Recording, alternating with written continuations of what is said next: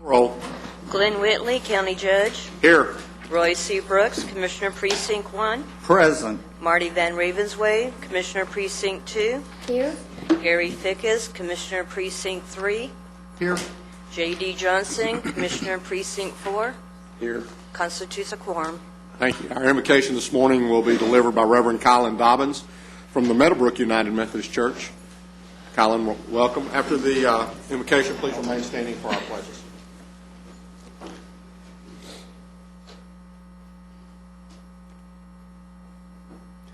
Gracious and eternal God, good morning. Thank you for your faithfulness, for waking us up this morning and getting us safely to this place.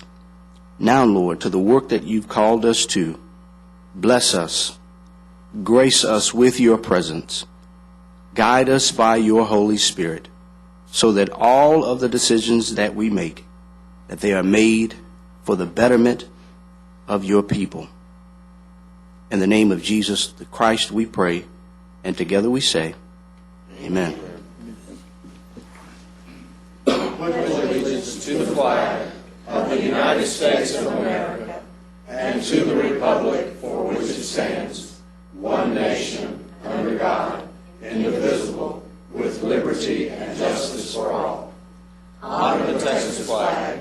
I pledge allegiance to thee, Texas, one state under God, one and indivisible.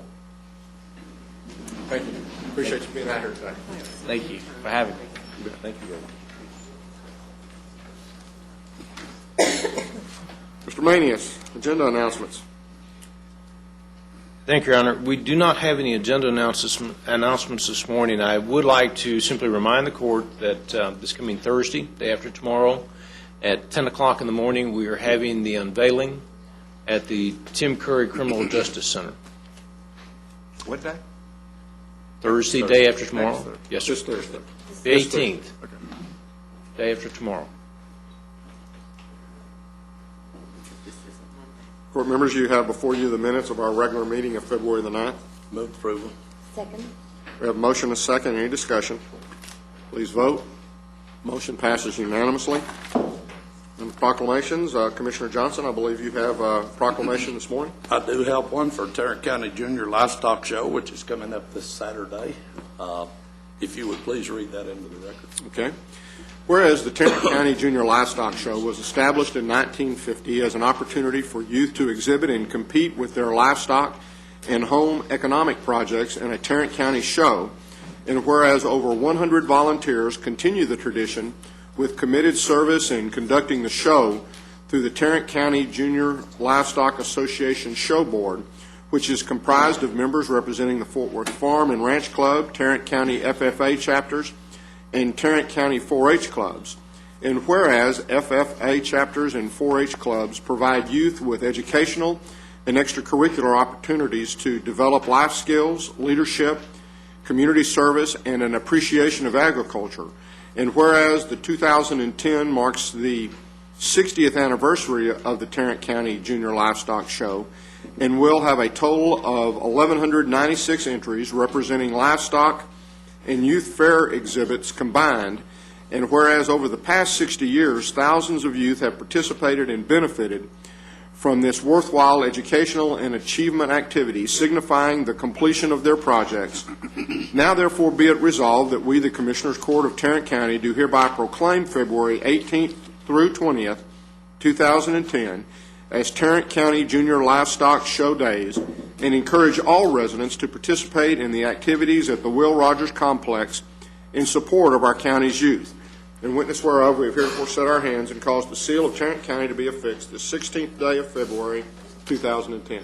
I move for its approval. Second. We have a motion and a second. Any discussion? Please vote. Motion passes unanimously. Ken Johnson, our AgriLife extension agent, and some youth from 4-H and FFA are We had going to school be. Are complex. you by yourself? Yeah. Oh, We had okay. school complex today. To accept this plaque.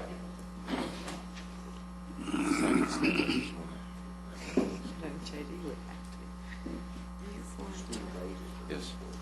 Thank you for all that you do. Thanks. 4-H and FFA. We appreciate it. Appreciate appreciate the court. Any comments that you'd like to make? We would like to invite the court out on Friday, if you could. That would be the day that we have the livestock judging.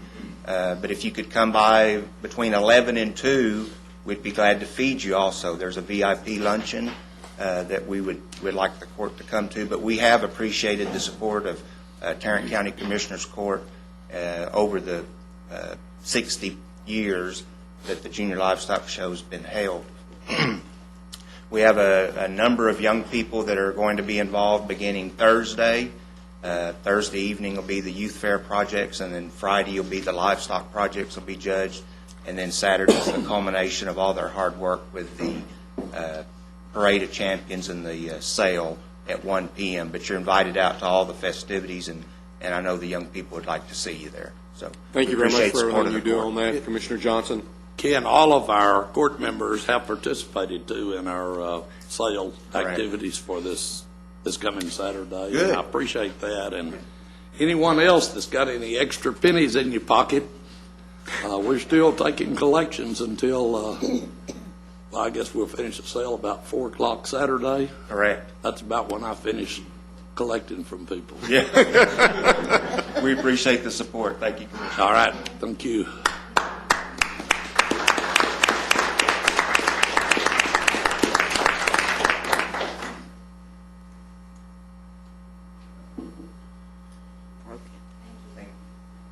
Commissioner Johnson, again, thanks for everything you do in that regard. That's a passion of yours, I know, and the kids have benefited tremendously from the amount of work and effort you put into that each year. Well, thank I you. know that you strong-armed GK. I'm sure there are others in the room that may have felt the long reach. I see Betsy and others shaking their heads. I kind of feel like you may have reached out and touched someone, kind of like we used to. I have reached out and touched several. Robert, Suzanne, Betsy, Tom, GK. There's a lot in here. I couldn't name them all. We thank everybody again, and we thank you for your leadership in that regard. Court members, you have before you the consent agenda. Move for approval. Second. We have a motion and a second to approve the consent agenda. Any discussion? Please vote. Motion passes unanimously. Mr. Manius? Thank you, Your Honor. Members of the Court, we have 2 additional items for you this morning. The first one, we're requesting that the Commissioners' Court concur with actions of the Hospital District Board of Managers and approve the renewal and modification of lease rates for office space, which is leased by the Hospital District from Exile of Maine Partners, which is located at 501 West Main Street in Arlington, Texas. Move for approval. Second. We have a motion and a second. Any discussion? Please vote. Motion passes unanimously. Members of the Court, if we could go to item 2, we're requesting that the Commissioners' Court rescind a professional services contract between Tarrant County and Richard Williamson. That would be Court Order 107307 for the provision of program development of a truancy pilot. Excuse me. Let me tell you why we're rescinding this. This was a pretty fast-track application that we were putting together. Our staff was working on it along, and we had tried to seek assistance from this gentleman. The timing was such that the application was being completed. Mr. Williamson didn't need to participate, and so we're simply rescinding this contract on his request. Move approval. Second. We have a motion and a second. Discussion? Please vote. Motion passes unanimously. Thank you, Your Honor. Thank you. Ms. Glenn? Move to receive and file personnel agenda. Second. We have a motion and a second to receive and file the personnel agenda. Any discussion? Please vote. Motion passes unanimously. Thank you for the short trip. Mr. Beecham, come on down. Good morning. Good morning. We have 4 items for your consideration this morning. Our first item is a bid award recommendation for our bid number 2010-019. This is a new annual contract for the destruction and disposal of 8-liner machines, CRTs, and other mixed electronic recycling items. We are recommending this award on a per unit price basis, awarding to the various vendors as shown under sections 1, 2, and 3. We did receive 2 bids from 2 companies, Compu Recyclers, who would not hold their prices firm for the 1-year term of the contract. and a company called Shiny Queen, who do not possess the appropriate EPA certifications. So we are recommending rejection of those two particular bids. You mean we can't just run over these things with a front-end loader like That's we kind of Not what I was anymore. thinking. I mean, we got stuff like that that will do some pretty good damage to We've those been things. destroying them. I don't know what the deal is. now we have to pay? Well, it says there's no physical impact, that I don't understand how it couldn't be. The reason that we have to use people to this, or different companies to do this, is because of environmental issues that are contained within those machines. Environmental issue. Yes, sir. And the no fiscal impact is because we will get forfeitures from the seizures of the machines that ultimately will pay. So, okay. Thank you. Move approval. Second. We have a motion and a second. Any further discussion? Please vote. Motion passes unanimously. Item number 2 is another bid award recommendation for bid number 2010-021. This is an annual contract for the purchase of our truck-mounted striping machines for transportation. Recommendation will be toward the second low bidder, Isuzu Trucks of Rockall, on a per unit price basis. We did receive a bid from a company called MB Companies, which is they're out of Ohio. They are not a licensed dealer in the state of Texas, cannot legally sell us that vehicle. So we are recommending rejection of that particular bid. Move for approval? Second. We have a motion and a second. Any discussion? This one also got offsetting revenue. Which one is it? It's Anacon.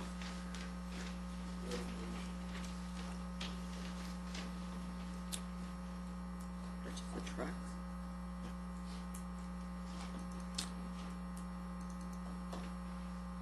Lighten up, Deb. Well, it This does is say this no is entry. a this is a contract renewal.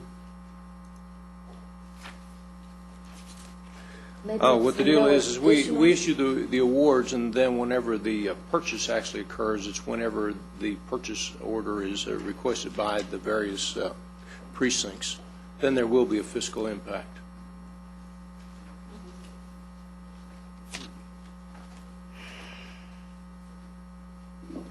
Move approval. We got one of them I already. think we have a motion on this one. Any other discussion? Please vote. Motion passes unanimously. Number 3 is also a bid award recommendation for bid number 2010-024. This is an annual contract for the purchase and installation of either fuel or lube bodies. Our recommendation is to award a per unit price basis, selecting as our primary vendor Martin Truck Enterprises out of Boyd, Texas, as our secondary vendor Construction Trucks and Equipment. Move for No approval. purchases at this time. Computer hung up on no physical impact associated. Actually, on all of these, when we have a bid award, what happens is that the contract is, we now have a contract to buy the vehicles from. There's not been any vehicles bought yet, so there's not a fiscal impact. As soon as the precincts request that a vehicle be bought, then there will be a fiscal impact because of the purchase. And it'll come back to us at that point in time. No. Because if it doesn't, then it would seem to me like what we should be saying is, we've got this in the budget, we've approved it in the budget, and if and when we buy it, we'll use the budget to expend that. I'm not sure, I'm kind of with Commissioner Johnson here, I'm not sure I understand how this can have no No fiscal fiscal impact. impact. There If are- we don't get another time when we see that it does. There are no purchases at the present time for an installation of either a fuel or lube body. What we always do, what we've always done in the past, we always keep an annual contract in place. So if a precinct determines that there is an item that needs to be purchased, we don't actually have to go through the bid process. So That- am I understanding then that we don't even have this in the budget to approve the purchase of this stuff? Nothing will be bought. We have a contract price in place in case there is a need within the county. That saves So us. I guess my question, Well, maybe the next link to this is if we don't have it in the budget to approve it, how much time are we spending on these kind of contracts when we don't anticipate that we're going to? It very well may be that that there's been a request from a precinct to purchase one of these out of the capital piece. All we're doing now is simply having the contract ready so that whenever that request is made, that we can go ahead and purchase rather than having to bid them eventually. So what we can do, now this is an activity that we've always done. You've seen these on your agendas before, but what we will do, we will come back, and we can do it either next week or the week afterwards, and tell you how many vehicles that are budgeted to be expended or to be bought, or items to be bought out of this current budget year. Typically, you will tell us how much money was spent on this item the Last year. previous year. Exactly. I think all of these, though, are probably things that we don't purchase but maybe once every 10 few years. years. And there's been no indication through the budget process that we were going to order one of these striping machines. Where's transportation? I think there was. Did we approve a striping machine in your budget? Striping machine, yes. So that was on the previous one that we looked at. This one is for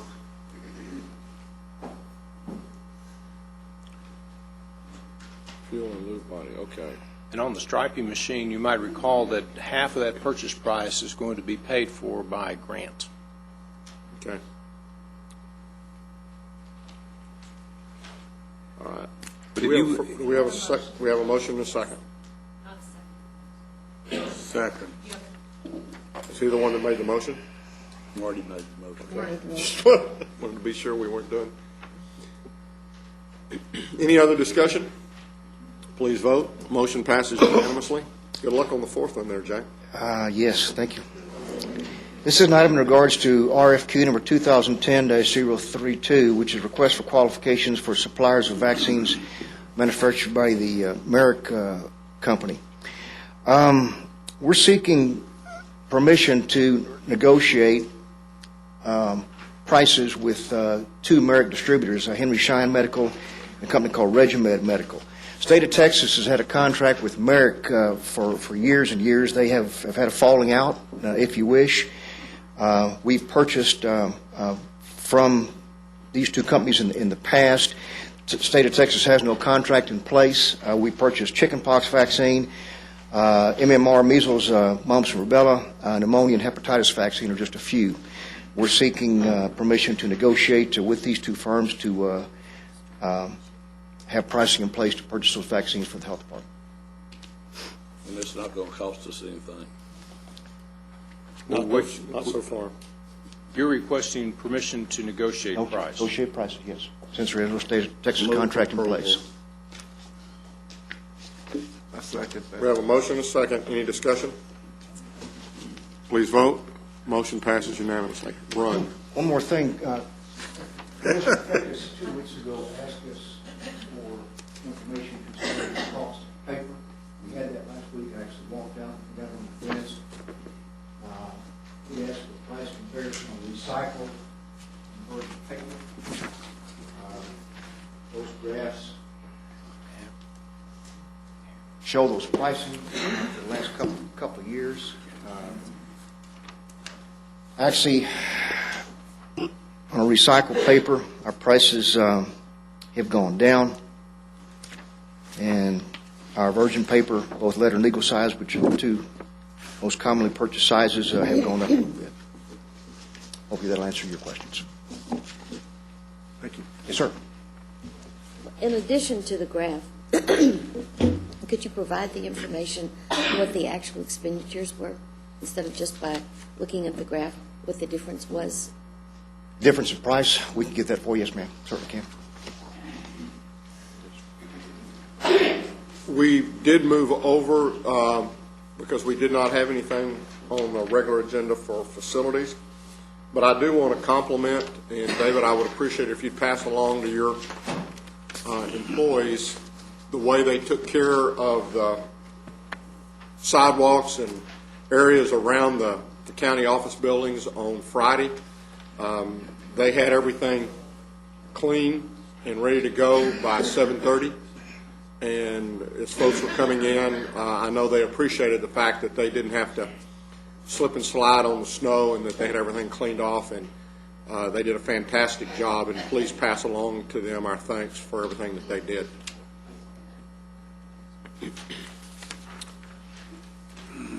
We have a approval of a resolution for our community, our kids collaboration. I will move its approval. Second. We have a motion and a second. Discussion? Please vote. Motion passes unanimously. Any appointments today? There being none, then we'll take the claims, including the addendum. Move approval of the claims, including the addendum. Second. We have a motion and a second. Any discussion? Please vote. Motion passes unanimously. Briefing items, Mr. Maines? Thank you, Your Honor. Members of the Court, we have several items for you this morning. The first concerns the monthly update on the hospital district. Mr. Early is here to address the Court at this time. Thank you, Mr. Maines. Thank you, Commissioner Johnson, for what you do for the Junior Livestock Show. I appreciate that, and you have contacted me, and my check is in the mail. I dug, didn't Yeah, you contacted, but good. I appreciate your support. You Have you bet. gotten these check in? Yes, sir.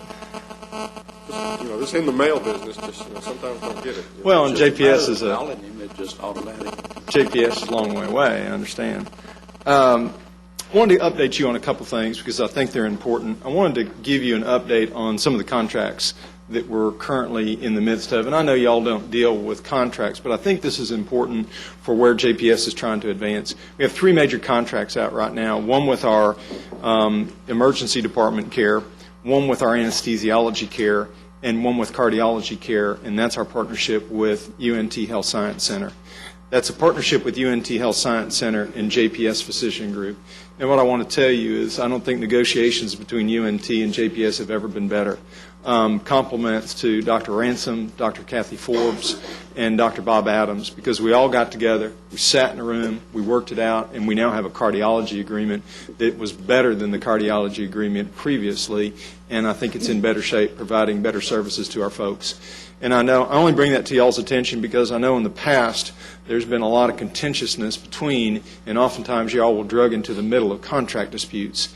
And that's one that y'all didn't hear about because it worked out really well. And I'm proud of the efforts of the staff, Bill Whitman, Dr. Gary Floyd, and Kathleen Whalen at JPS, but also the folks at UNT. They did a good job, and we now have a good and profitable cardiology contract in place that will better serve our patients. The other thing I want to let you know is that what we have done for the first time, and I mentioned this last time briefly, but what we have done at JPS, and we now have it cascading through the organization, is we have goals that have been set for CEO and administrative type levels that will now cascade throughout the whole organization. And those goals are based on service, people, growth, and finance. And every time it cascades down the organization, that's the foundation by which everybody will work off of. Previously, JPS had goals all over the place. And some goals were what I like to call a reverse limbo bar. If you just stepped high enough, you reached the goal. And it wasn't a very high step at all. And what we have done now is we've made some significant goals that go throughout the organization. I think that will be helpful to y'all and helpful to the taxpayer that we are focused on specific goals, such as patient satisfaction in 4 major areas, such as your inpatient, outpatient, emergency department, and ambulatory services. We have financial goals to come within a reduction of variance. We have financial goals that are set on length of stay, in reducing the length of stay, but increasing the quality of care. So those goals will be in place, and I'll share those goals with you. I'll provide you copies of all that if you all want them, but I just want to let you know that it is now cross-sectioning through the whole organization. The other thing is we did have last week the Commissioner of Health and Human Services come to JPS. He gave a briefing on the potential cuts that were happening at the state level. As you well know, today's the deadline for an acceptance of 5% across-the-board cuts going into the next budget cycle for state agencies. That may have some impact to public hospitals throughout the state. So we've met with the commissioner. He was kind enough to come to JPS and give us a briefing, as well as take a tour of the facility. He had not been in the facility in 6 years, and I think he was duly impressed. He asked for a copy of our employee satisfaction scores, which I gave him, and he was pleased to see the numbers. So that was a nice meeting. We also had Congresswoman Granger come, and she wanted to see what we were doing in level 1 trauma. So what we did for Congresswoman Granger, which we'll do for any of you all, is brought her into the trauma bay and walked her through the process if you came in from the helipad, what it would be like to go through the entire process, from trauma bay to OR to post-op to recovery. And we went through that entire process. The other thing in our efforts to deal with your kind comment on what we're doing in Haiti. I want to make special note of a police officer we have, Robert Merrill. What Robert has done is gone out of his way to establish a fund to contribute, and we're asking employees to contribute in a variety of ways. One, to the police officers fund that they're doing themselves, but also we've taken some of the key major forces that are already down providing money in Haiti and going through those means. Instead of creating our own and having to track and trail the money, we've already gone with some of the established funds that are out there. So we're making our efforts there, and wanted to let you know that. So that's basically an update on JPS. I think things are going well. Our numbers in most of our categories continue to increase. We're seeing continued numbers. We still are dealing with an economic issue of what economic forces cause people to come into the hospital for lack of insurance, or the fact that they've been cut out of insurance at their workplace. So we're still dealing with that, but dealing with it in a good way. We've seen major increases in our urgent care, which we've opened up on main campus to greater accessibility, and that's been helping quite a bit. So anytime y'all want to go through the level 1 process, we'll be happy to walk you through that. It's a very interesting process. Also gives you an opportunity to see our new advancements in our OR, where we have now a computer panel, slightly half the size of that, where you can see all operating rooms at one time. You can then focus in on one particular operation. And then you can, even from a distance, zoom the camera in to a level to see what the actual specific operation is. And that's very helpful to our doctors and our residents who are sitting in a back room watching the procedure. They don't have to be in the OR or in the room. This is very helpful. I'm not sure that would be that good of a feature for some of us who are understand have a tendency to be a little squeamish around that stuff. Those who are squeamish, that's not. And the interesting thing about our trauma doctors, they want to get really close and show you everything. So it's best that you, and that's a sign of pride for them. So look at this, look what I've done. For the squeamish, you then have 2 procedures on your hands. That's right. You got to get me up off the floor. Exactly. So we won't do that. I appreciate y'all. Thank you very much. Thank you, Robert. Thank you. Questions or comments? Thank you. Sign me up for the trauma tour. You got it. For those who are not squeamish, you're on. Well, I may come for the tour. I'm just not going to look at the video. It's good to see you. Members of the Court, we can go to item B. This is an item that we talked about last week. It's the Vehicle Emissions Enforcement Initiatives. You might recall that we did have a brief discussion last week on this particular item, and our takeaway was to develop a presentation for the court this morning. And we do have that presentation, and we're going to have several people who are going to present and make recommendations. What we would like to do, we're going to start with Chris Klaus, who is the Senior Program Manager at the COG, and he's going to go through a presentation. Then we will again have some recommendations from staff level to the court, and then some further discussions about this particular item. But before we get started, if there's any comments that the court has on this, I know there'll be time in the latter half of the presentation, but if the court has any comments at this time that you'd like to make. If not, we're going to then go ahead and begin that process. I'm going to ask Mr. Klaus to come forward at this time. Chris is the senior, as I said, is the senior program manager for this program at the Council of Governments, and he is someone who we've worked with very closely in the past on issues like this and other issues. So, Chris, thank you. Thank you, GK. Good morning. Chris Klaus, Senior Program Manager at the North Central Texas Council of Governments. As we talked about a little bit briefly last week, it's a program that I think is something that we'd like to continue to work with the county to see if it's something that is able to be implemented. And one of the main reasons that we're even looking at these things is the fact that we have a significant air quality issue. We've been having a difficult time meeting the current standard. We just missed it by 1 parts per billion, and the EPA is actually proposing a lower standard somewhere between 60 to 70 parts per billion, where right now we're at 86 parts per billion. And Michael Morris, my boss, and I have always kind of had the philosophy that the first region that can get a handle on controlling and reducing the amount of high-emitting vehicles in the region is going to be a region that can have much success in meeting those standards. And I think we've done a lot so far, and we got really close. And as a result of the standard getting much more tighter in the coming years, it would be another element to try to meet those goals. So as you can see here, just a significant portion. Now, this is actually pretty conservative because the models and the technical process to actually generate these numbers don't really take into account the high-emitting vehicle issue, because at the point when these numbers were actually being generated, we didn't know how severe and significant the problem was. And since this time in the 05-06 timeframe that these numbers were prepared, we've actually got a better handle as to the significant problem. And when we update these numbers for the upcoming air quality plan, we'll work with EPA and the Texas Commission on Environmental Quality to try to better represent this sector of vehicles that are actually in our fleets. As I mentioned, this is at the time that the plan was being put together. We came up with a whole bunch of control strategies to put into the plan. This particular strategy is in a particular category that didn't have a quantification of emission reductions, or it wasn't something that was committed. It was something that we put in the SIP under a weight of evidence that said it's something that we're going to do a lot more work on and try to identify how significant the issue is. And to allow, what this section did was it allowed EPA the ability to approve the plan a few years ago so that there would ward off any transportation sanctions. So something that we didn't really know how significant or severe. Since that time, we've got a pretty good handle as to what's occurring, and we'll probably be able to put a lot more detail of this into the next air quality plan that's proposed to be developed.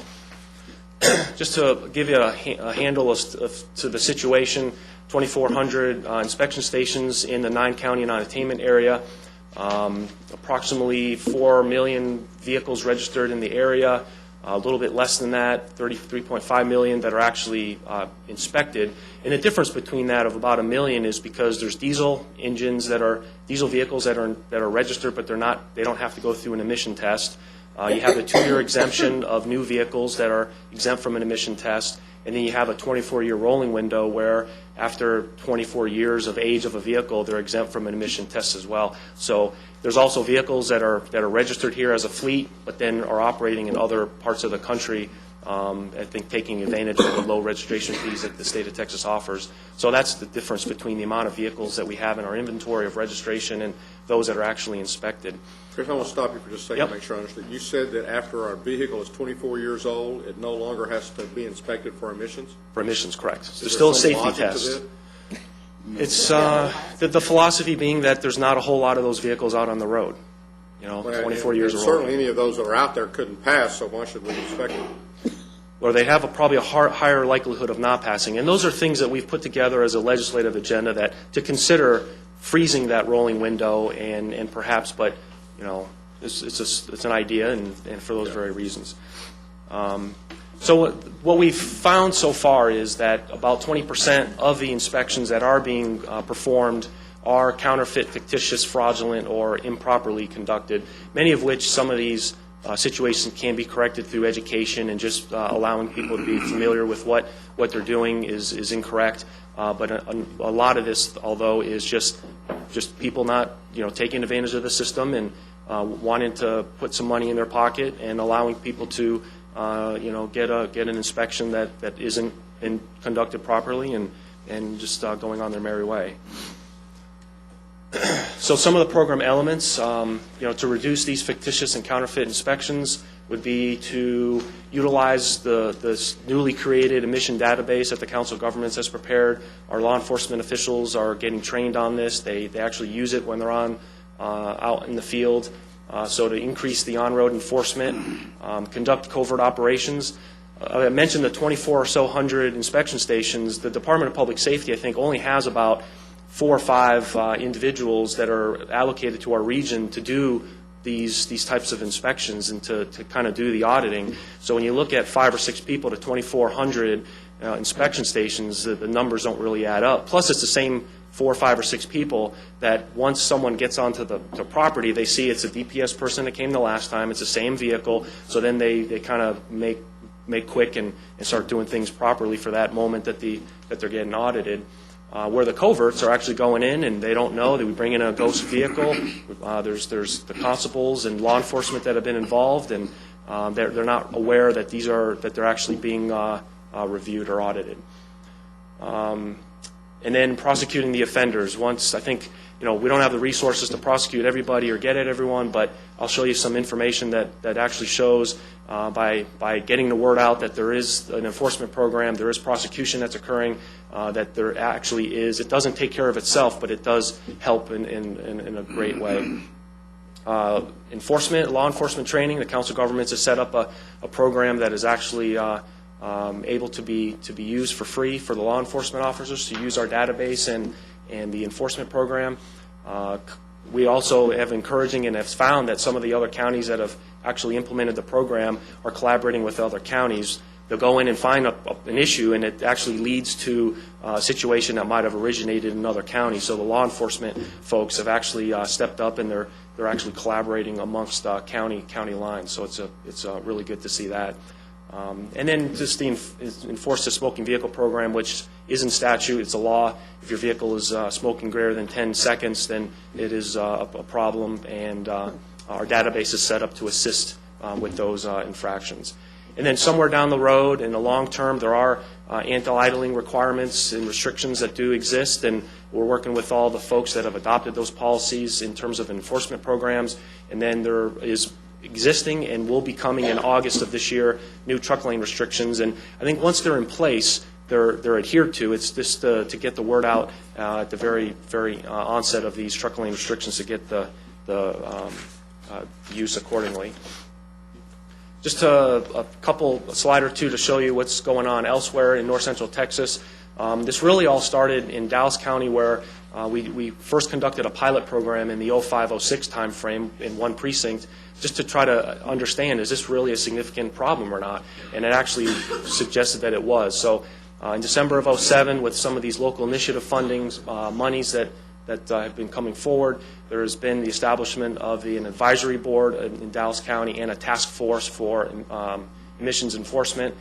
Since that time, they've actually been doing queries on our database, identifying the inspection stations or others that have a high percentage of misuse of their authority, and have actually gone in and done a lot of action on those. Summer 2008, they actually sent out a letter to all the new dealerships. What we found was a lot of established and well-known and trusted dealerships didn't really realize that their technicians were actually doing a lot of fictitious inspections. So, it wasn't that they were advocating this. It's just that they weren't aware. So again, an educational aspect where the county actually brought in all the new car dealerships, brought it to their attention. 6 months later, we queried the database again and found that the majority of them were actually cleaned up their act and got things in place to actually minimize the amount of fraudulence that were going on in those dealerships. And then as you continue to peel the onion, it's one thing after another. We found that there's a lot of issues going on with used car dealerships. So through the task force and the advisory board, working with the district attorney in the county, we've been now working with the Attorney General office to work with them and to identify a few of these, use as a test case, go out and identify some of these used car dealerships that are actually doing, they're basically, putting fraudulent inspection stickers on a vehicle that someone walks in and thinks that it's a legit inspection, which is tampering with information and stuff. So we've been working with the attorney generals, and some action has recently been going on there. Some of the statistics, this comes from Dallas County, the advisory board itself. Over the course of the year, you can see the amount of arrests and seizures in terms of the analyzers and funding. The bottom row there, utilizing NED, resulted in a 303% increase. This is just them going out, visual inspections, whether it's a routine traffic stop. They're also using our database to just verify that the inspection sticker is actually legitimate, or they've gotten really good at identifying, just in passing, vehicles that are actually driving down the road. Some of these inspection stickers are so poorly done that it's very easy to identify them. So a significant increase in the amount of inspections sticker fraudulent activity just based on our database. And then, just to share with you, and there probably could be other reasons for this, but a clean scan, let me just clarify, is a vehicle that goes in to get inspected. They'll actually have another vehicle right on the side, And when they put in the OBD, the equipment to the OBD computer of the vehicle, they're not putting it into the vehicle that's in there to get inspected. They're putting it into the other vehicle that's in there that actually has been registered as passing the test. And what they don't realize is, and I probably shouldn't say it too much detail, but they don't realize that every time they plug in that analyzer to whatever car, it actually goes into the database. So we can see VIN mismatches, and that's essentially a clean scan, going in to getting a car inspected, and it's actually plugged into another car that has already been passed. Usually it's about $100, visor test, you pull down the visor, $100 falls, and that's an indication to the technician to know to do a clean scan. But what we've seen is with the enforcement program in Dallas County that they've actually reduced the number of clean scans as we query our database. And as you can see from 08 to 09, the 2 fiscal years, they've actually reduced the number of clean scans, not only the number of stations but also the number of inspectors. When we query it for Tarrant County, we see an increase. And some thought is that maybe as word gets around that there's not quite the enforcement program in Tarrant County, that some of the operations are still being conducted, but they're just moving over to Tarrant County where they may feel a lot more of a safe haven or a little more safe.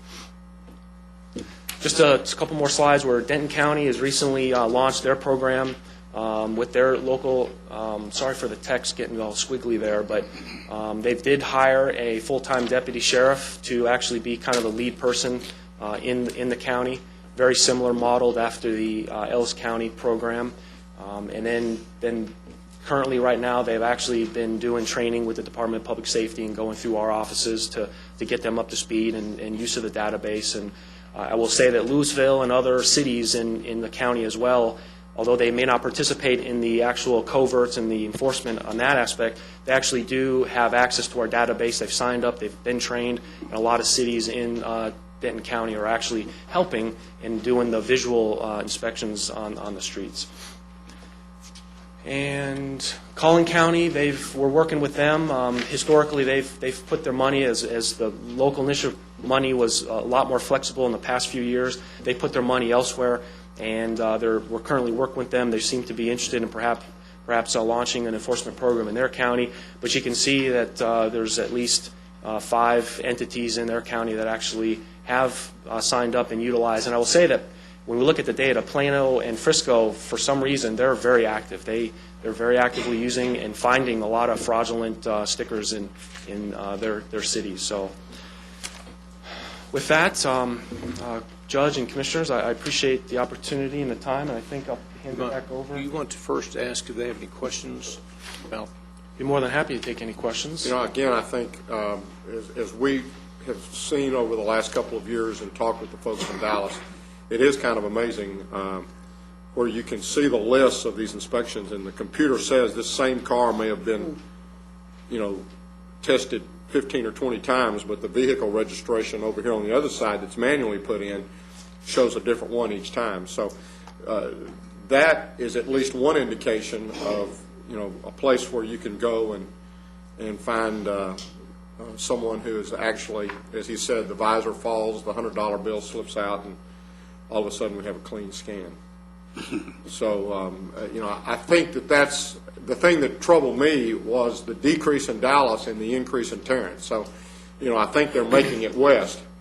And how far west they've made it is yet to be determined, but they are pushing west. And I think that one of the things as we look at the possibility of doing this, that we need to make sure that we have alerted Parker County and some of the other, obviously Ellis, Denton, Collin, they're doing that. And right now I think everything's kind of pushing toward us. And as we get into this or look toward getting into this, I think that will forward and head in some other direction, and only through a united effort, I think, are we ever really going to be able to make an impact on some of this stuff.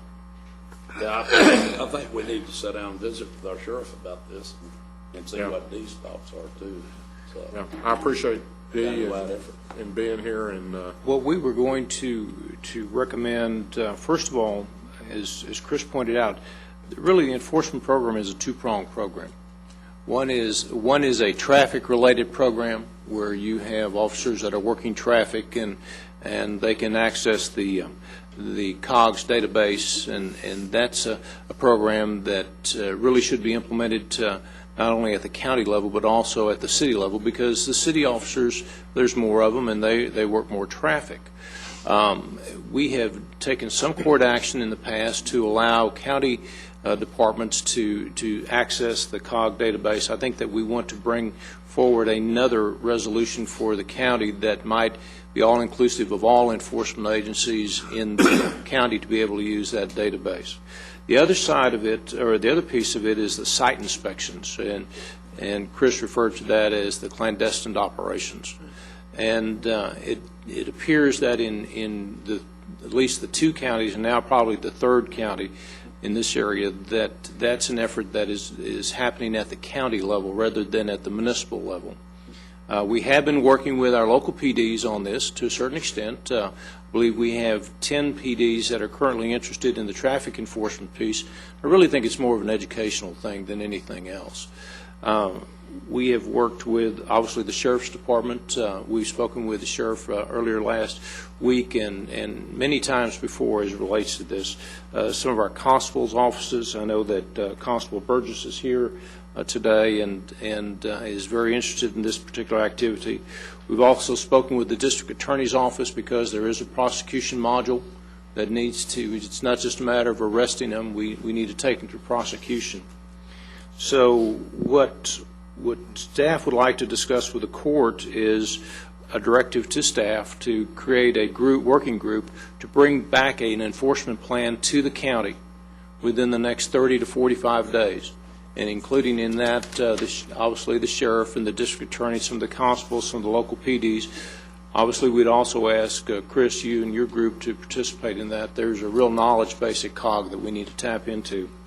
And then bring forward some recommendations to the court within that time period that will literally move this program forward. I know, Commissioner Van Ravensway, you have always encouraged us to move this particular program forward, and this is our suggestion to you and to the court on how we might do this. You referred to we several times in your comments. Who is we? I've been working with the sheriff, and we have been working with the cities. We have on our internal staff, Debbie Fillmore is leading the efforts with the local police departments. She and we went to the police chiefs executive meetings twice now, talking with those chiefs about this particular program. We've discussed, we being our office, have discussed this issue with the sheriff and with the DA's office, and so that is the we. And then we've also got two or three, Constable Burgess, McGinty, I know others back there. We also have someone from Dallas County who's come over and has, expressed a willingness to help with the type of program that they've got. Again, as I think what I envision us going from here to do is to look at the plan. As you said, we've mentioned two things. There's the investigation part, there's the citation part. And I think as we go about trying to develop this plan, we have to look at both of those and figure out how the best way to approach. And a lot of that may be in talking with Dallas and getting a feel from them as to what their experience has been, with regards to both aspects, because I believe they are active in both aspects, both the investigation part of it as well as the citation. Would you mind allowing Commander Kitchens to give us a little bit of an overview? I think that'd be great. While he's coming, GK, let me ask you, in your organization of this enforcement plan, to take a look at the task force that Dallas County has put together to oversee this kind of enforcement activity, in particular the board that they have established to set the administrative policies and look over the budget and those kinds of things. That seems to me to be a good way to approach this. Absolutely, Commissioner. Thank you. Dallas County is the first in the nation to put together a multi-entity task force, and I think that with their experience, we certainly don't need to go out and try to recreate anything.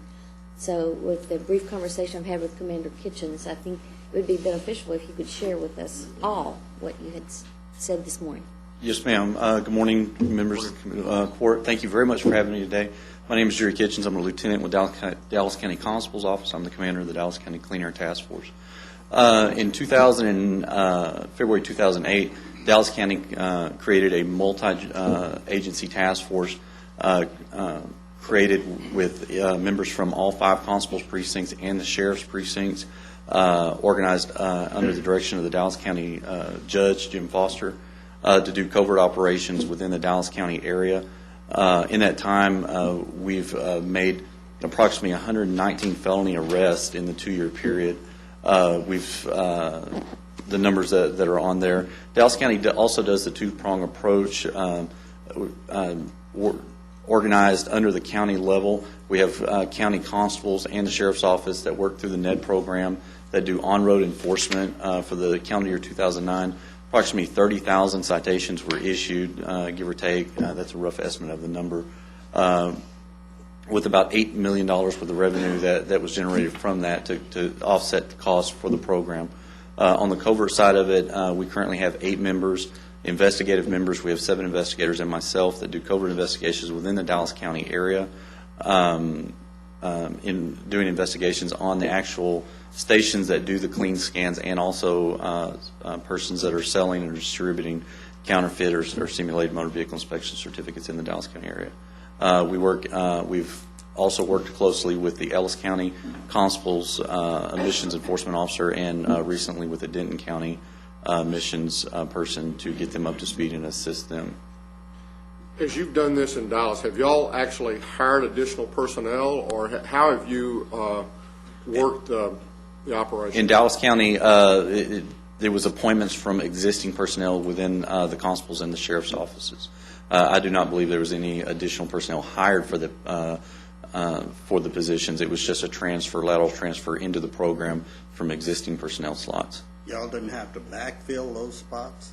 I'm not sure how the individual constables and sheriffs address that issue. I know that they were running short on a couple of positions as it was, so they may have elected not to refill those positions, or to come in under budget because of the fact that with the budget cuts in Dallas County, a lot of the different program agencies were having to cut 10% off their budget anyway, so that may have worked out really well to assist them in their budget cuts. Now, as I understand, we're looking at a grant of about $699,000. As was said earlier by somebody, I think Chris mentioned this, in the past there's been a lot of flexibility in the way those dollars were spent.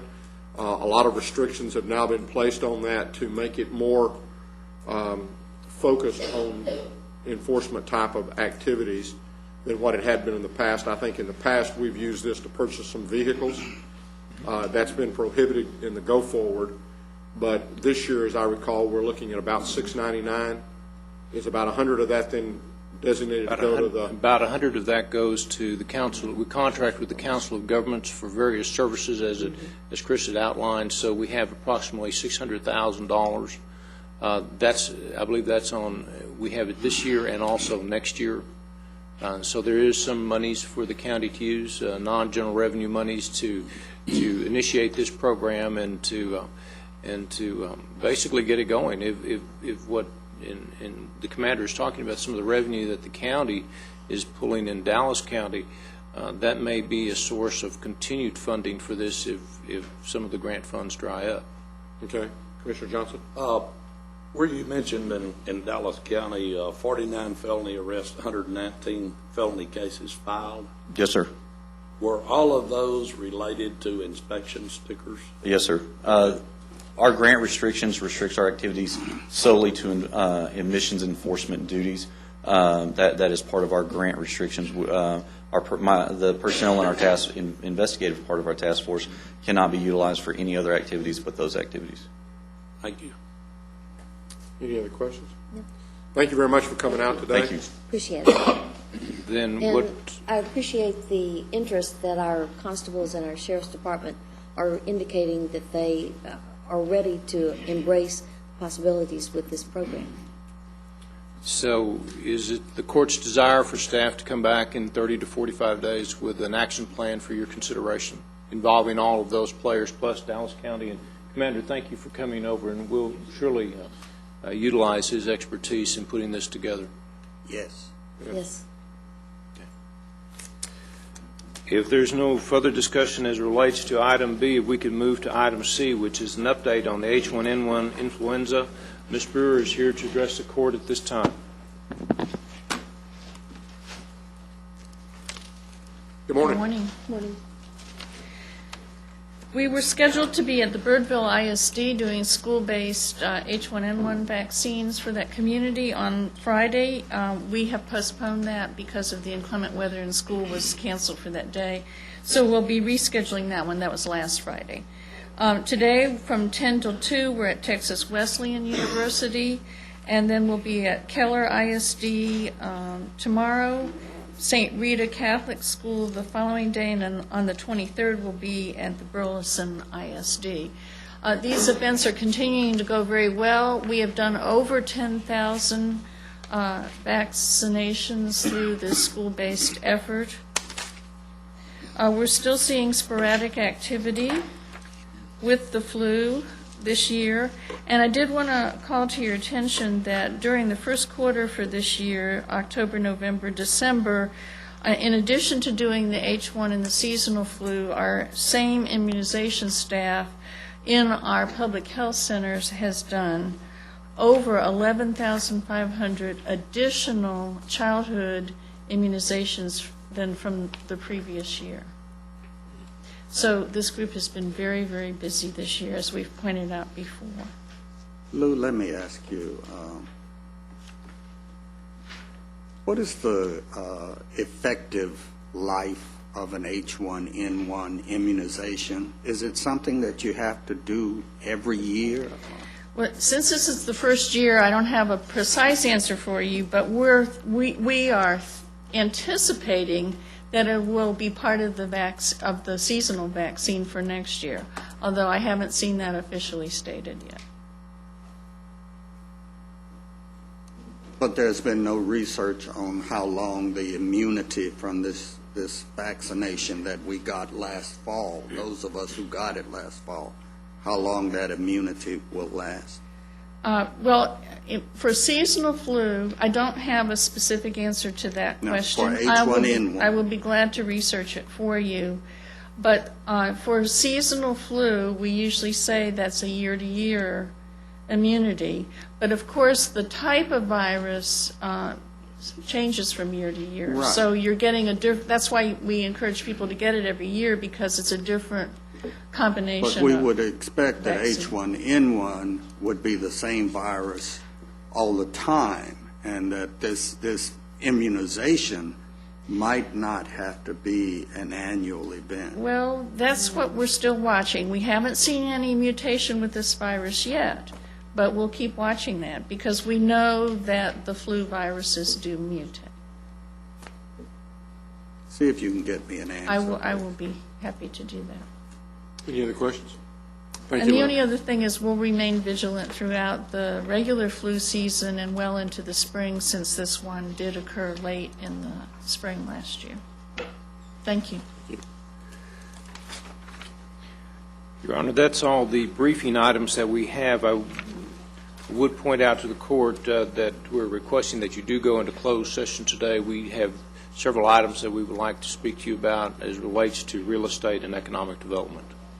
As we close, I thanked our county staff for taking care of the areas around our building. We also need to keep in mind and thank the Encore folks for the work that they've been doing on an ongoing basis, trying to get power back to a lot of the homes. And I would remind everybody that early voting started today and will go through the 26th, and that election day is March the 2nd. So at this time, the Commissioners Court will now recess the open session and proceed to closed session to discuss items exempted under Sections 551.071, 072, 074, 076, and 087 of the Texas Government Code.